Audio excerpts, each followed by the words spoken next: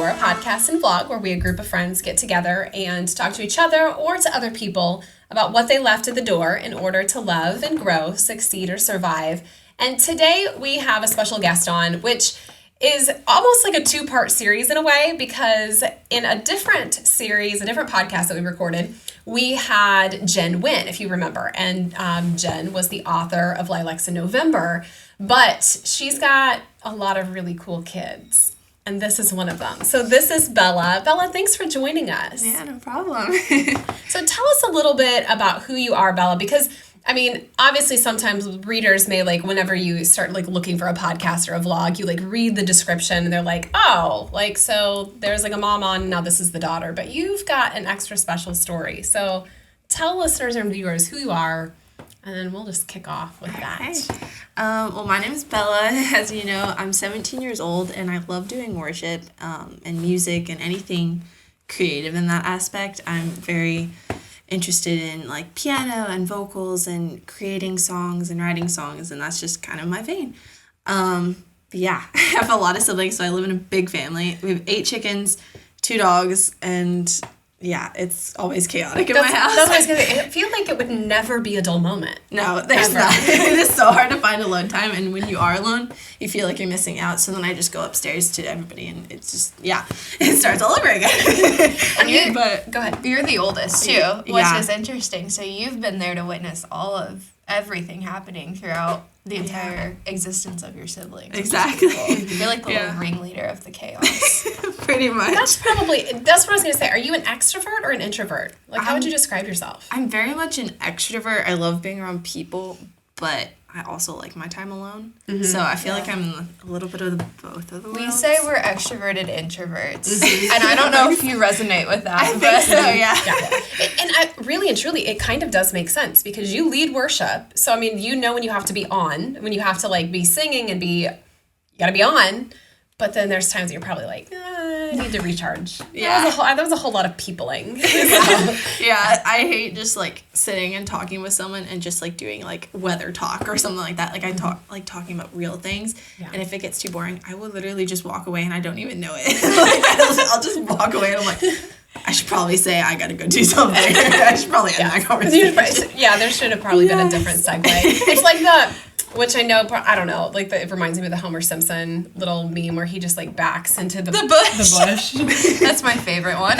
That's Bella. She just slowly disappears from a conversation if there's no depth to it. Yeah. But you, in a lot of ways, I feel like maybe you were destined to be the person that you are, the depth that you have, but you've had a lot of life that has happened to you in 17 years. Yeah. Talk a little bit about that and those experiences of your childhood growing up. Yeah, when I was younger, my little brother passed away, and that was definitely one of the hardest things that happened in my life.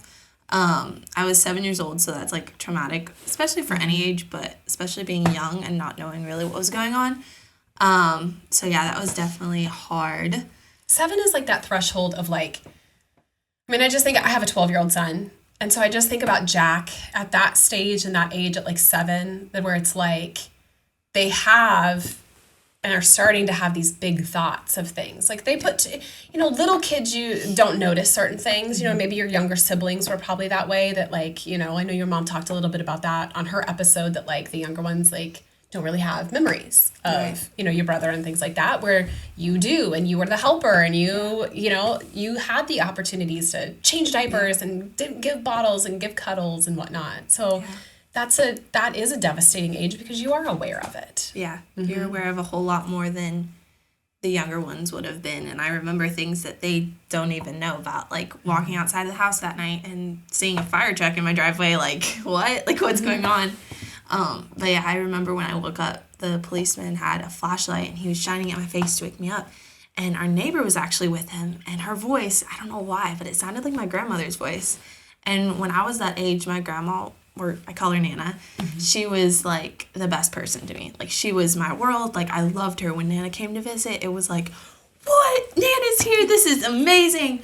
And so to wake up to that voice and think, Nana's here? What? It just, I don't know. It's one of the things I remember. And I walked down the stairs and I don't really remember anything, but I remember as I looked back, we were going to the neighbor's house, and she was like, I'll give you cookies, we'll go watch a movie. I had no idea what was going on. But in that moment, I did not feel any anxiety or anything. I was just like, oh, I'm going to go get a cookie. I'm going to go watch a movie. Like, what? In the middle of the night? Like, this is amazing. But yeah, it was definitely kind of crazy. When you think back to that night, you know, are there things that all of a sudden pop up now that you're like, oh, I've kind of stored that away. I didn't really think about that. I'd have to think about that.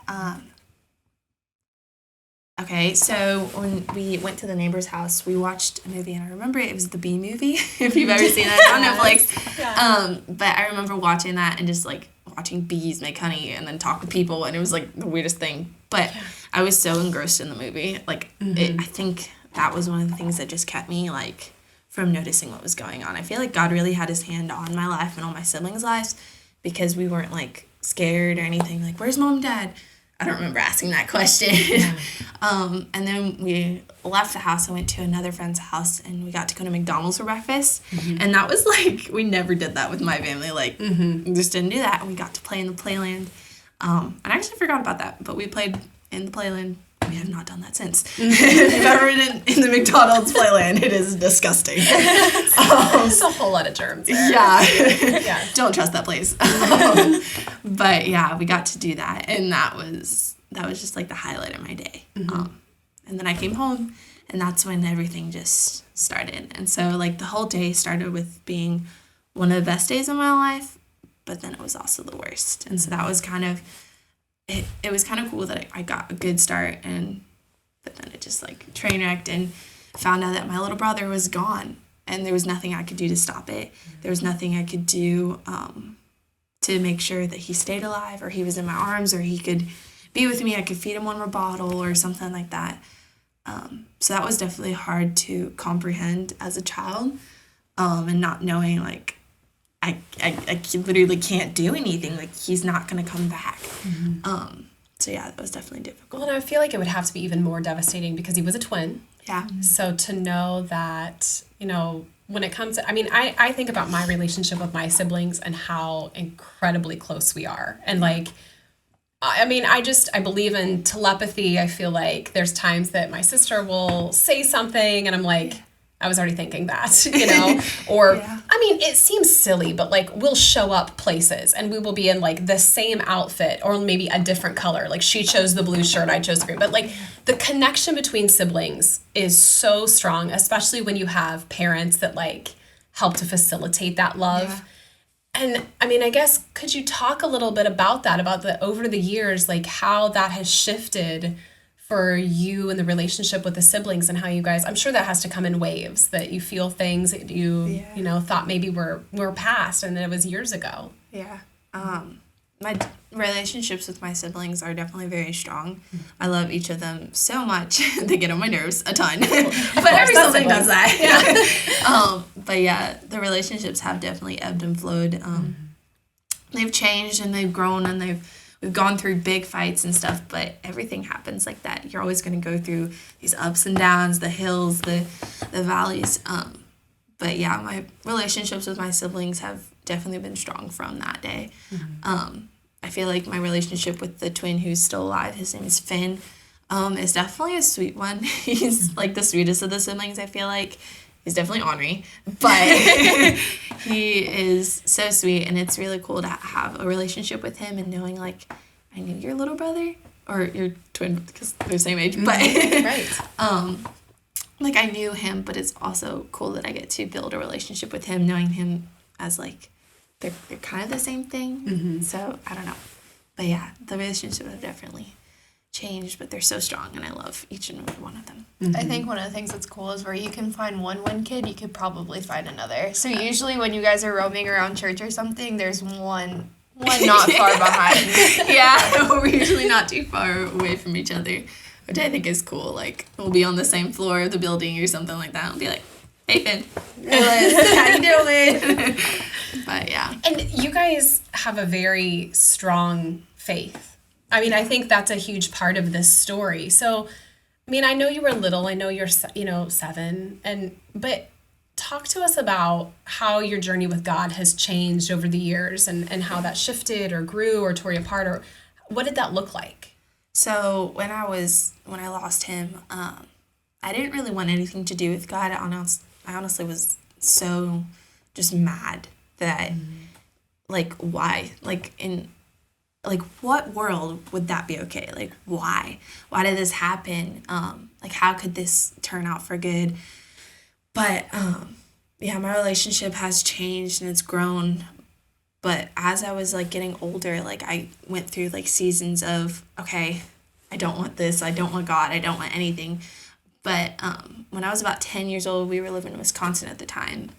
Barron, Wisconsin, a small country town. Like, there's literally a Culver's about 30 minutes away, and that was it. What else could you need? Right? I know. Culver's got everything. Just get yourself a Butterburger and you're good to go. For real. But yeah, before then, I didn't really want anything to do with God. I didn't do any music or anything. But once I was, like, at that age, like 10 or so, I started writing music on my piano. I had this little keyboard, and I couldn't really play it that well. I had taken piano lessons when I was little, but it was like the key of C, and there you go. So that's basically what I started with. And I started songwriting these little kid songs, but it was just simple as, I love you, Jesus, you love me, like, you take care of me, something like that. Yeah. I don't really remember them too well, but they were just so healing in a way. Like, I connected with music, and that's what connected me to God, and that's what connected me to his love. And it really just started healing me and bringing peace and joy. My mom talked about in her podcast, naming my little sister Joy, and that was so sweet to me because every time I said her name, I was happy, and that just, because that would have, I'm trying to think about, like, as a mom, I'm sure, had such anxiety, and your dad had such anxiety from a parent perspective to lose your brother to SIDS and then to be pregnant again, a few years later, and then to have all those fears that come up. I mean, you have fears as a parent as it is. Mm-hmm. Do you remember that? I mean, as a kid being like, oh man, like this could potentially happen all over again. There could be loss. I mean, do you remember that stage? Not exactly. I don't think I was ever afraid that I would lose another sibling, which I think was so amazing that I wasn't. I think I was just overly excited to have another little baby around. Yeah. So I think that's kind of where, like, the name Joy came from. But yeah, I think I was just really excited that there was another little one coming and that I would be able to be a mini mom in a sense again. So yeah, I never really had any fear or anxiety with that. But that makes sense because you tell us about joy. I mean, I know you said you experienced joy, like when you were excited that she was coming, but that you had played a role in that, didn't you? Yeah. Tell us a little bit about that. Her name just came to me out of the blue. I was just like kind of playing around, and I was like, oh, Joy. Like, I don't know where it came from, but it did, and I was just like, I need to name her that. Like, I really want her to be named Joy. I really want to, like, when I say her name, I want to be like, Judah Joy. And so it's just really cool. And over the years, it's just been like, I come back to that moment, I'm like, I'm happy. Judah Joy. I love that. Yeah. I love the combination. I just think to myself, like, if Jack would have had a sibling and what he would have named a sibling if he got to be like a part of that. It would have been like some Roblox characters. It would have. I mean, even just the naming of our animals has been ridiculous. I mean, at one point, he was just dead set on wanting to name a dog Race Car. Like, that's what he wanted. Race Car. So your mom and dad are so lucky that Joy is at least a name. Yeah, you know? Dennis. No, he did. Yeah. Right? I'm like, and now all of the animals have like human names. But I mean, so maybe I'm not giving him enough credit. But I feel like it's just almost like God spoke to your heart. Yeah. And like that is what you were experiencing, and you just knew that's what she needed to be named. Yeah. I feel like there's a little bit of healing for you guys every time you do say her name, because there's joy in the midst of grief. Yeah. And she brought that. And the name rolls off the tongue really easily, too. It's really pleasing to say. It is. It just kind of flows together. Yeah. So you said, Bella, that, at one point in that season, early on, you just didn't really feel that connection to God. Yeah. But that's not where you're at now. No, not at all. I mean, I remember when I met you, I would have never put that, like, 2 and 2 together, seeing you and what you do. So talk to us about where you're at now, because to be 17 and have the convictions and, like, kind of knowing who you are is a rare thing. And I feel like you were just like, you in your own. Yeah, I definitely love Jesus so much right now. And I will for the rest of my life. But yeah, over the years, it started from like not wanting to do anything with Jesus, and now like me being so on fire for God and wanting to share him with everybody I meet, and just share that like he loves you so much. And even when you're in the midst of pain and the trials and like all the heartache that life brings, like there can be so much peace in it. And I just think it's so cool that I'm able to, I think we mentioned I do worship, and so I get to bring that a little piece of that joy and that peace to people around me, and I get to lead them in that and lead them into the presence of God. And I just love it so much. I love being able to share just a piece of what I felt with others. Every time I tell people that you're 17 after a service that you've like led worship, they're like, "What? No, she's not. Yeah. She's like 25." I know you told me when I came to church with you one time, and I got to see you in action, and I know you told me. I remember that. I was like, wait, how old again? Because I was like, first, I was certain you had to be in college. I was like, okay, somebody who is that comfortable with themselves and knows themselves and is that confident to speak that out to other people and connect with other people that way. I'm like, that's not a teenage thing. Like, that's not. No, and there's Mary, my mom, she compared you to the young Carrie Job, and I was like, there's no way that is that young and she's that talented. And then I heard you sing for the first time. I was like, oh, Mary was right. She can do it all. Yeah. How did you know? Like, I mean, most kids are like, nah, that's embarrassing. I'm not gonna do that. I mean, talk to us about that. Hopping up on a stage and just, I don't know. How did you know that that's what you wanted to do? It kind of started when I was about 12. My dad actually took me to a little small country church. There was like maybe 5-10 people. It was like tiny. Like, I'm not even kidding. It was so small. But that's kind of where my worship kind of world started. And he started teaching me how to sing and how to lead worship. And then fast forward a couple of years, I started playing piano, and I took some lessons at a church back in Texas, Gateway Church. And I took some piano and vocal lessons, and I actually got to take vocal lessons with my dad, which was a really sweet moment. And that just kind of, like, our relationship has been so bonded over music ever since I was about 12. And I wouldn't trade that for anything. That's just kind of where it all started. And so, yeah, that's just kind of how I knew, like, this is kind of what I want to do. Like, this is what I feel God has called me to do in my life. And yeah. I think it's so beautiful that you and your dad get to bond over that together, and like you get to stand on stage side by side and lead people in worship, and he's doing one song and then you take over the next song, and it's so beautiful because that's something that not a whole lot of people have. And then to have that not in just music but in Jesus. Yeah. I think that makes an impact on both of you in different ways. It's beautiful. Yeah, it definitely does. And probably like 3 years ago, I just started, like, I would get, like, scared before I went up to sing or play or something like that. And I was so anxiety-filled. I just heard God speak to me, this isn't about you. And I was like, oh, that hit me. Like, oh. But, yeah, like, every time I go up, I'm like, this isn't about me. Like, if I mess up, like, whatever. Like, I just, like, drill that into my mind until I'm like, okay, I believe it. Like, we're good. Because it isn't. Like, worship isn't about you at all. Like, you can do all the things. You can take all the lessons. You can do as well as you can. But unless God's in it, it's not going to do anything. You're just going to get all the praise and all the glory. And, like, we don't deserve that. Like, God deserves all the praise and all the glory. And so I just start with that. Like, this isn't about me. If I crack, like, it's good. I really like that perspective. I like went into broadcasting and, you know, have done a lot of public speaking, but I can remember I've never been the kind to, like, get nervous, but there's still that part of you. It's like before a race or something like that where you're like, your adrenaline's just going and stuff. And I'm such a visual person. And somebody said that to me once. They were like, whenever I get that, like, feeling in my stomach, they're like, I just think of it as like a car, like, revving up and getting ready to, like, get, you know, and go and release it all. And I think about that a lot when it comes to, like, seeing you or seeing other people do what they love. It's like it's not as though there's times that you don't feel that little kind of twinge. For sure.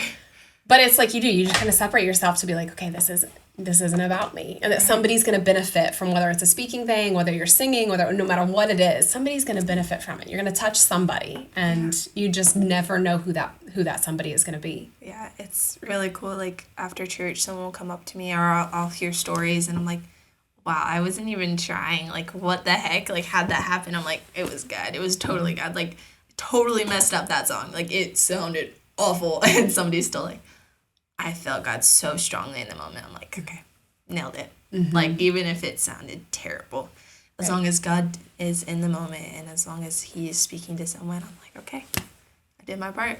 Mm-hmm. I was just the vessel for him to move. Yeah. So. What about the future? Like, how do you take your childhood and the tragedy that your family and the loss that your family has suffered, and like, what are you going to do with that for the future? So I'm a songwriter, and I really want to do music with my life, but having the trauma and all the anxiety and all the fears and stuff I had as a child has really given me kind of like an emotional, I don't know what word to call it, just like emotional connection to music. So when I write a song, it comes from a place of hurt and pain or joy or something like that. And so I'm able to tell a story through my music, and I haven't released any of it yet, but I have written a lot, and I'm so excited to release it and to see what God's going to do through it. But yeah, that's kind of what I plan on doing with my future, and just seeing where God takes it. And if it completely changes direction and I become a chef or something, okay, let's do this. You could still be a chef that writes music. Chop some onions. Yeah, sing and chop onions and cry because the onions will get to your eyes. That's where the emotional part comes in. It's like, I'm not crying, you're crying. Precisely. Oh my gosh. So what about then when it comes to the songwriting and I think a lot of people talk about, they feel like it's like a download. It's like, I don't know where this came from. Like, clearly there's higher powers. Like, do you feel that strong connection when you're writing, or do you feel like it's just a therapeutic release for you? I definitely feel like it's a download, because like I'll start writing a word and then like everything just floods out, and then the chords come and I'm like, okay, well that melody sounds good. Okay, boom, we're done. Yeah. Voice memo is recorded and we're good. Yeah. But there's definitely times where I'm like, I don't know what I'm doing. Like, I don't know what I'm writing. And right now I'm kind of in that season where I'm like, I don't even know. Like, what words am I supposed to put in? So then, like, usually when that happens, I typically just take a break. It kind of sounds weird. Like, usually people are like, oh, yeah, just keep trying, keep doing it, and you'll eventually get to it. But I'm like, I'm just going to burn out if I do that. Mm-hmm. So I just take a moment, I step back, and I'm just like, okay, and take a deep breath. God, what are you trying to speak through this? What are you going to do in the next song that I'm writing? Or, usually it comes from like conversations with people, something will stick out, or during my devotions, or even on a Sunday or something when someone's speaking, or just in typical everyday things. I'll see the leaves moving or something like that. I'm like, some inspiration. But, that's kind of how. But it sounds like you're open to receiving that inspiration. Yeah, definitely. And not a lot of people, and maybe that's kind of where some people cut off their creativity, or they cut off that connection to creativity because they're like, well, no, I mean, I'm not a songwriter. No, I'm not a creative person. But really, it's just an openness to, but what if you are? What if you do have a story inside of you? What if you do have X, Y, and Z? Like, you could do some things. Now, don't get me wrong. We have joked about this on the podcast before. Like, the other two, Andrea and Jesse, are like they'll like see something on Pinterest and like be able to like whip it out in an hour. So I also think there's a huge benefit to crafty people where I'm like, I wouldn't be able to write a song and pick the chords out. So it's like, this is why we rely on people like you to use that creativity to like be able to bring that message. Yeah, for sure. We were talking about this the other night at Young Adults Group, like, what do you do when you feel burnt out, and like, what do you do when you run yourself dry? And I used to rely on my own creativity, my own self to be creative, but then I realized, like, after getting burnt out so many times, I was like, why do I keep getting burnt out? But I realized the more that I rely on the source of the one who is creative enough to create all of us, the more creative I feel. And I think it's important to remember that in the times where you do feel burnt out, is to take it easy and just rely on God and listen to him. Yeah. I always speak something and I'm like, okay, I'm going to use that. Like, I feel like this is, and it might not be for now. Like, it might just be like, okay, that's a cool thing. I'm just going to save it for later. Stick in a note. Yes. We'll use it later, and it clicks like months or years later. I'm like, how in the world? Like, what jaw-dropping moment? Yes. Well, I always think about that from that book Liz Gilbert wrote called Big Magic, and it's all about creativity. And it's a really good read. I think it's something you would enjoy. And she talks about that, where sometimes that she will have, and she obviously being an author, that she'll have a story inside of her, but it's like not really ready to come out. Yeah. So it's like, oh, I kind of have this little message that maybe this is what I need to do, but I'll just like sit it there till it's like ready. And then eventually it either unfolds when it is ready, or, you know, there's been times that like it'll inspire other people. So then when she talks about it to somebody else, it's like, I kind of have this idea of this project, but I don't really know if it's ready to start. But somehow just even talking about creativity can spark that into somebody else and inspire somebody else to where all of a sudden they're like, okay, maybe I have a story too that I haven't really been doing, or I have X, Y, and Z that I've really wanted to do. But it doesn't have to be the same thing. You know, it's like, sometimes we inspire people and you never even realize that that's what's happening in that moment. For sure, yeah. There are times like I won't even know, and I'll like be doing something. I'm like, God was so in that moment. Like something happened there, and I'm like, oh, I'll never know about it. But it's just so cool to see that something's changing, like something's happening. SNS Heating in Arthur, Illinois has everything you need to turn up the heat this summer. From fireplaces to gas fireplaces and inserts, pellet and wood stoves, outdoor fire pits, and the big green egg. SNS Heating, your one-stop alternative heating shop. Bella, when it comes to being an inspiration for peers, you know, a lot of kids are kind of sorting through, I mean, heck, a lot of adults are still trying to figure out, what do I want to do? Who do I want to be? And whatnot. Can you talk about, I mean, I guess what it was like having your parents like encourage you to figure out who you are? Because not a lot of kids have that. They don't have parents that are like, what do you want to do? Or what are you interested in? Like, let's encourage this. But you really grew up in a household that does. Yeah. I think that was really instrumental in my life, because if my dad didn't encourage me to do music, and if my parents hadn't bought me that little keyboard that we still have, but it is so like janked up, like, oh, I don't trust the thing. But if they hadn't been so instrumental in my life, I don't know where I'd be. I most likely wouldn't be doing music. I wouldn't be in as strong of a relationship with Jesus as I am now. And I think it's so important for parents and friends to be instrumental in your life in that way, and asking you like, hey, how are you doing? Like, hey, what kind of interests do you have? Like, what are you inspired by? And I think that was so cool that they were so good with that. And I'm so grateful for that, because I don't know where I'd be without it. We have, you know, a lot of our listeners and viewers are obviously adults. You know, many of them are parents. What would you say to them that they're listening? You know, if they're like, maybe it's resonating with them. Maybe they're like, my kids kind of like Bella. They kind of have some ideas of their own. Like, how would you, and what would you say to other adults that are kind of maybe raising kids that have ideas and passions and things within them?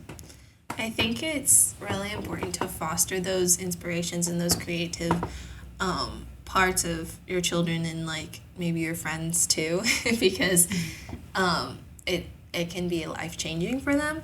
And so like doing it in a nice and kind and cultivating way, and encouraging them to strive for their dreams. I know it kind of sounds like that Hollywood, like chase your dreams kind of thing. Right. Not that, but like in a way, yes, chase your dreams, but in a godly way, into where you're giving God all the glory. And you're not just doing music to get music, I'm famous. No, that's not what it's for. We don't need another Britney Spears. No, we don't. Right. No. But encouraging them to take their gifts and their talents and their crafts and their inspirations and giving it to Jesus. I feel like God is going to be the best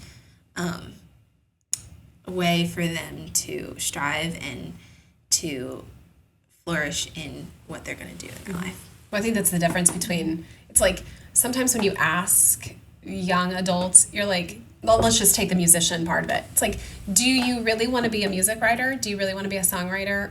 Or do you want to be famous? And for some kids, it's a matter of, well, I just want to be famous. I just want to be rich. I want to be on YouTube. I want people to follow me around like it's paparazzi. But then there's others that are like, no, I want a way to be able to get this message that I have in my heart and get it out. Yeah. I want to like You know, even if it's just out, I don't know what's going to happen to it after that. You know, who knows? Maybe somebody will listen to it. Maybe they won't. Maybe somebody will pick up the book. Maybe they won't. But it's just getting out a message that you feel like somebody needs to hear. I feel like that's important. Like when that's their heart and that's their dream, like striving to, what's a word for it? Like build that up and build it up in them. I think that's important. But when it's for fame, I think you have to take a step back and teach them that, like, that's not what we're here for. We're here to spread the name of Jesus, and that's the ultimate goal, not to be famous and to get your name around the globe or to get the paparazzi, like you were saying. It's all for Jesus and to give him all the glory. When you're doing it for yourself, that's when you end up miserable. That's when you end up with no joy and no hope. Or the grass is always greener on the other side. Yeah. It's like it's never enough. Yeah. Mm-hmm. I've been in so many spots where I don't know how I got there, and if I would have been like striving to get to the next point in my life and like, oh, I need to do that. I need all the things. I need the best stuff. I need the best microphones, the best vocal coach or something like that. I would just be striving to get more and more and more and get just the next best thing. And when that's what you desire in life, you're never going to have enough. You're always going to be desiring more. But when you desire Jesus, when you put your heart in him, he's going to be able to give you the desires of his heart. And so your desires are going to be his desires. And you're no longer going to want the things of this world. You're going to want only him, and he's going to be able to cultivate life and joy inside of you that you wouldn't have had without him. We asked your mom this question when she was on the podcast. We interviewed her, and it was basically, you know, for people that are not religious and maybe people that don't have a relationship with God the way that you do, you know, how does that connection work for you? You know, how do you connect with those people, I guess would be my question, that have different views than you or a different way of life or a different walk, you know, that they're on a different path and a different journey? Yeah. It's definitely difficult. I haven't really been in that position in my life too often. I did have one friend. This friend is actually not a Christian. She grew up kind of in a Christian life and Christian household, but she doesn't want really anything to do with God. And she was asking me some questions, and honestly, I had never been in that situation before, so it was hard for me to answer those questions. But what I did get from the conversation is just having a listening ear. My mom said the same thing, but having a listening ear and just being that person that they can just go to and talk and say, well, why do you believe that? Like, how do you prove? Like, letting them ask those questions is really important, because sometimes you're the only person that is going to be an image of Jesus that they're ever going to see or they're ever going to feel confident with and resonate with. And so I think it's important to be kind and loving like Jesus was, and to just sit there and listen and answer their questions the best way you can, but in the same way loving them without judging them, because that's not our job. That's God's job. We're just supposed to be here and love and spread Jesus all around. So you are in a really exciting time of your life because you just graduated high school, and now you're just slinging the coffee and figuring out life. Yeah. So talk to us a little bit about how, you know, you're trying to figure out next steps and you have different options, but you don't really have any answers. So talk to us a little bit about that journey. I definitely think the stereotypical thing is that everybody always has answers, and they always know what they're doing, but to be honest, I have no clue. Like, I know I want to do music, and I know I want to do worship, but what school to go to, or if I want to go to college, or where I'm going to go next, or maybe I'm supposed to do this, or there's so many questions, and I honestly don't have the answers. Like, I'm literally just in a waiting season, and I've been in them before, but this one feels different. It feels like I know there's something that's going to happen. I know that there's a light at the end of the tunnel, but I don't know when it's going to be here. I don't know what it's going to be. I think that's definitely a very cool and important season to be in, because it's making me have to trust God in the trials and in just like the not knowing season. And I think that's really cool. It's going to be really important. Yeah. People say there's no growth in the waiting season. It's just sitting there waiting. But I think it's an important time that's when you grow the most. That's when you turn, if you can turn inward and be like, okay, what do I need to know? I think that is when you grow the most. That's when you dive deeper. You do the most listening. Yeah. Mm-hmm. Do the most listening. You listen for God's voice. You read more, and you just try to understand more and grow your relationship with him. I think that's important. Yeah. I love Maddie Pruitt so much, and I don't know if you've heard of her. Maddie Pruitt? Yeah. So she was on The Bachelor, and she was on Pilot Pete's season. Okay, hear me out. I don't watch The Bachelor anymore because I think it's a load of bull crap, and it's a train wreck. It's a train wreck. It's the same thing every season. I'm still gonna nominate Cassie to go on The Bachelor. You did. They said this. They're like, it's like a year ago. Yes. I was like, I don't think I would be a very fun bachelorette. No, okay, but you would be a fun. I'd be like shit starter. I'd just be like, do you seriously feel that way? Because I don't think you should verbalize that. Don't say that. That's gonna make you look bad on TV. I would try to coach them. I think the way you deal with men, I just think it would be funny to watch you as a bachelorette too. But anyway, that's besides. It's like a whole nother episode. I know. Yeah. Anyway, so Maddie Pruitt, she was on Pilot Pete's season. I don't even know what season that was. It was a few years ago. I think it was right at the beginning of the pandemic. Time is an illusion at this point. But she had never watched The Bachelor before. Her friends nominated her, and they gave her a call, and they were like, do you want to interview to go on The Bachelor? And she was like, is this a joke?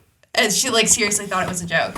And so long story short, she's done a lot of podcasts and stuff, and she wrote a book explaining it. But long story short, she just felt like God was sending her there. And from listening to her story over and over again, I really think God sent her there to speak to the people she couldn't speak to if God had just given her a bunch of followers on Instagram or something, because that's a whole different sort of people and audience. And so anyway, she wrote a book called Made for This Moment, and it's about Esther's story. And the Bible verse is, you were made for such a time as this. And so I think she speaks a lot on, what you do in your quiet time is what makes you into who you are. Mm-hmm. And so I think it's important in the waiting seasons to listen and to really just dive deeper. And I don't know, I've been in your boat. I've dropped out of college a few times in my day, and I've changed my mind a lot. So I think it's important to just listen to God. And you don't have to take a traditional route if you don't feel like that's you. Yeah, I feel like a lot of people, as you were saying, think a waiting season is a lot of wasted time, and really it's not. And I've been in waiting seasons before, and I have grown exponentially in those times, and it's crazy because I'm not sure how it happened or how I did it, because I'm I literally did nothing. Yeah. But so much changes, and I think it's just so cool that God uses what we think is waste, and he changes it into this beautiful field of flowers. That gives you an analogy. But yeah. It is. It's when you're waiting, then all of a sudden it's somebody always said, maybe it's an African proverb, but it's you don't see the roots. When you plant the seeds, you don't see the roots growing in the ground. All you see is the flowers, but that waiting season is the roots growing in the ground and expanding and So I think that's a huge piece of it too, that for a lot of people, that waiting season is filled with anxiety of not knowing what to do and being I owe people answers and stuff. So I think it's also brave of you to say, I'm not sure what I want to do yet. Yeah. I don't know yet. And so I think that needs to be how we vocalize things of plans and careers, and we don't know. And it's okay to know. And in a lot of ways, society just has this expectation that what's your next 10 moves? Go. Who knows that? Things change in the course of an hour, Nobody does. Yeah. It's crazy. And we always go through so many different seasons in life. I forget what their name was. I think Hessler. I forget the first names, but they did a video, and it was all about these sequoia trees and how they go through seasons. And they're going to be dry in the winter, but they know spring is coming, and they're still alive, and they're these huge, beautiful trees. And they know that there is hope. They know that they're going to be beautiful again. And I think that's just so encouraging, specifically to me, because I know that there's something coming. And I'm so excited for what God is going to do in my life, and how I'm going to be able to reach people with the love of Jesus. And I think it's just so cool. Every episode, we ask people if there's one word that wraps up or incorporates what you left at the door And maybe it could be whether it's through your childhood, summing up your story, or maybe it's where you're at right now with your season of life. But do you think that there's like one word that you could say you left this at the door? Maybe one word that I think really resonates with every story I've kind of talked about is uncertainty. Because no matter what season of life you're going to be in, there's always going to be some sort of uncertainty. And I think it's important to fill that with the hope of Jesus and to fill that with, hey, it's going to be all right. Like, there's a light at the end of the tunnel. And when Jesus said he was going to be with us, he never said that life was going to be easy. He never said that we weren't going to face anything hard. In fact, he said it was going to be harder. But in a way, we're going to have so much more hope than other people that don't trust in Jesus, because we know it's going to be all right. We know that God's going to be with us through it, and he's going to be our shoulder to cry on. He's going to be our comfort. And I think it's just so cool that I have something like that to lean on. Yeah. We have had a lot of different podcast guests over the last 2 seasons. We have interviewed everyone from every walk of life that you can imagine.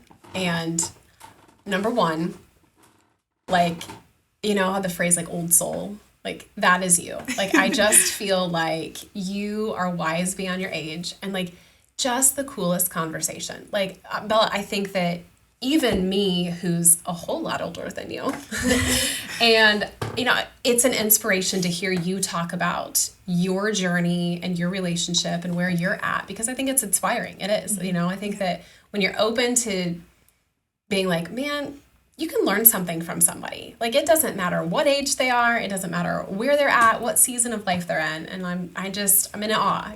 You are a very cool human. So I think that people are going to listen to this.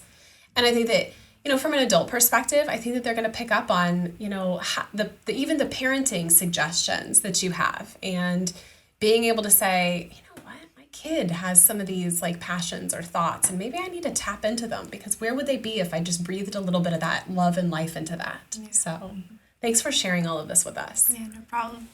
You also have a YouTube channel where you post your covers and stuff. Yeah. So if you just cannot get enough of Bella, she's on YouTube. Yeah, that's a good idea. So we'll post that on our Left at the Door page. Mm-hmm. That way then you can know and be up to date on everything Bella. And thank you for coming on. Yeah, it was an honor. Thank you for having me. Absolutely. Well, this has been another episode of Left at the Door.